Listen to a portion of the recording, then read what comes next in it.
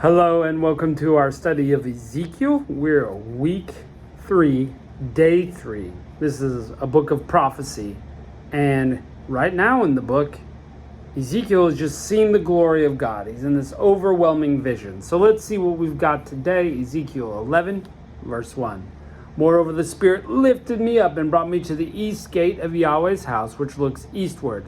Behold, 25 men were at the door of the gate, and I saw among them Jaazaniah the son of Azur, and Pelatiah the son of Benaiah, princes of the people. He said to me, Son of man, these are the men who devise iniquity, and who give wicked counsel in the city, who say, the time is not near to build houses. This is the cauldron, and we are the meat. Therefore prophesy against them. Prophesy, Son of man.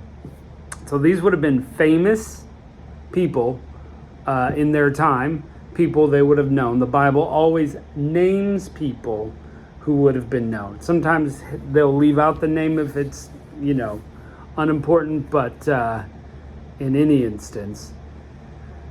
Yeah, so these people are not going to build houses. They're in a cauldron. They feel like they're the meat getting boiled. So let's see what Ezekiel is supposed to say to them. Verse 5, Yahweh's Spirit fell on me, and he said, Speak. Yahweh says, Thus you have said, house of Israel, for I know the things that came into your mind. You have multiplied your slain in the city, and you filled the streets with the slain. That was part of the vision before this terrible slaughter was going to come in. Verse 7, Therefore the Lord says, You are slain whom you have laid in the middle of it. They're the meat, and this is the cauldron, but you will be brought out of the middle of it. You have feared the sword, and I will bring the sword on you, says Yahweh. I will bring you out of the middle of it and deliver you into the hands of strangers, and I will execute judgments on you. You will fall by the sword. I will judge you in the border of Israel, that you will know that I am Yahweh. So, pay attention, people. You will have the sword come upon you. There will be slaughter. There will be judgments. But I'm also going to take my people out of the middle and go put them in a foreign land. They will go into exile. This is not just the cauldron and you're the meat permanently. No, there will be judgment, but I'm going to move some of you out. Verse 11, This will not be your cauldron, neither will you be the meat in the middle of it. I will judge you in the border of Israel. You will know that I am Yahweh, for you have not walked in my statutes, and have not executed my ordinances, but have done after the ordinances of the nations around you. Look, you didn't follow God. He gave you the law to follow. He gave you his presence to guide you, and you will not do any of those things. You're going to do your own thing, or you're going to copy the nations around you instead of following God, and that's why you're going to be judged. Hello? Wake up. This is a call to us too. We've got the Bible. We should be following it. But do we? I'm afraid our nations don't. I don't know of any nations that are really seriously doing this. And perhaps there are some, and good job. But a lot of the Western Europe, America, places like that are not following God anymore. They're doing their own thing, and we're going to pay the price.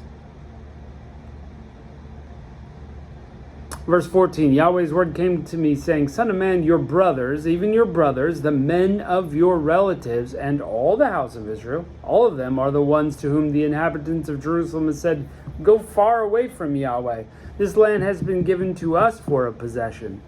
So if you recall, the nation of Israel, which was once unified, solidified, broke into two, Israel and Judah, Judah containing Jerusalem, and Jerusalem and Judah are like, go away, you're getting judged by God. We don't want you here. This is our land. So pretty strong between brothers, pretty strong between descendants of the same people. Verse 16, Therefore the Lord Yahweh says, Whereas I have removed them far off among the nations, where have I scattered them among the countries, yet I will be to them a sanctuary for a little while in the countries where they have come. So I'm going to take you out and put you in the nations, but guess what? I will still be your God. I will still give you sanctuary. Therefore, the Lord Yahweh says, I gather you from the peoples and assemble you out of the countries where you have been scattered, and will give you the land of Israel. Okay, You're going to come back. I'm going to bring you back, and you're going to own your country once again, and you're going to live there. That's called redemption. He's going to redeem them from the places. He's going to bring them back. Verse 18, they will come there, and they will take away all the detestable things and all the abominations from there. And I will give them one heart, and I will put a new spirit within them. And I will take the stony heart out of their flesh and give them a heart of flesh, that they may walk in my statutes and keep my ordinances and do them. They will be my people, and I will be their God. But as for them whose heart walks after the heart of the detestable things and their abominations, I will bring their way on their own head, says Yahweh. So this is, again, looking down the corridors of time at what's going to happen. God says all these people are doing detestable things of the nations around them. It's ridiculous. Judgment, I'm going to take them out. But when I bring you back, I'm going to set you up again. And instead of this heart of stone that you have, I'm giving you a heart of flesh. And then you'll follow me. And then you will do what I asked you to do. And you will keep them. And I will be your God. And people, historically, this happens. Once they get back from exile, there's a little difficulty, a little wobble in Ezra and Nehemiah. But by the time you get to the New Testament, they're dialed into following God. They're not doing abominations. Now, some of them take it too far. They're Pharisaical. They're the Sadducees. They've taken it to the extreme. And God is right there in the middle. And that's what Jesus is trying to pull them back a little bit.